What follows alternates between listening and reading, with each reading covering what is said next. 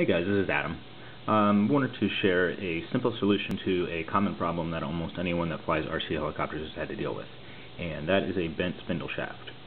So as you can see here, I've got my blade grip and my spindle from my Beam E4 Advance that I crashed the other day due to mechanical problems, unfortunately. And I cannot get my spindle out of here right now. We all know it's pretty easy to take the one lock nut off the one end of the spindle, but the other one can be a real pain sometimes.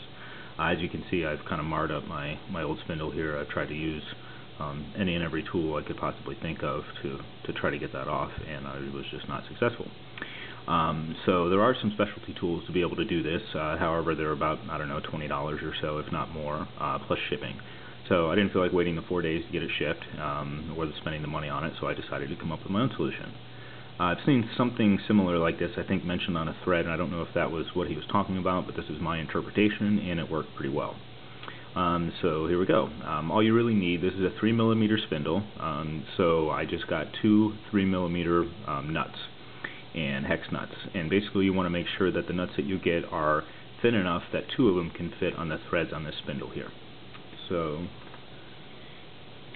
there are my two 3mm nuts, and all I'm going to do is I'm going to take each one and thread it onto my spindle here. So as you can see, after I get the first one on, there's enough threads here that I can get the second one on. And while it doesn't go on all the way, you can see there's still a little gap here. You want to make sure that it goes on enough that it's going to catch some threads and not going to strip off. So now that they're on there, tight as they can be, basically all you're going to do is take a set of pliers, and with the pliers you're going to grab only the inner nut.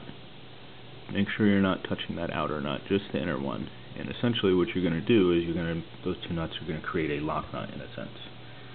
So once I'm holding the inner bolt, I'm just going to take my hex driver and throw it in here, and then I'm going to take my screwdriver, throw it in the end here, and now for the first maybe quarter turn or so, you might feel it give a little bit while these two nuts on the end lock, and you'll feel them lock up. And then once they're locked, just give it a good turn with the screwdriver,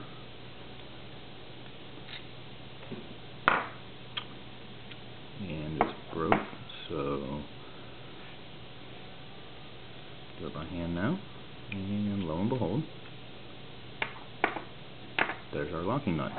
And from there, I can just slide my spindle right out of there. There we go. Time for repairs. And to get these two nuts off of here to be able to use another time, basically what you're going to do is just take your pair of pliers and grab one of the two, only one of the two, and you're going to take another set of pliers and grab the other one, and just give it a turn, and both of these nuts should be able to come off pretty easily. For the next time you bend a spindle shaft, which if you're like me, it's only a matter of time. So I hope you guys enjoyed, and I hope you get some use out of this. Thanks.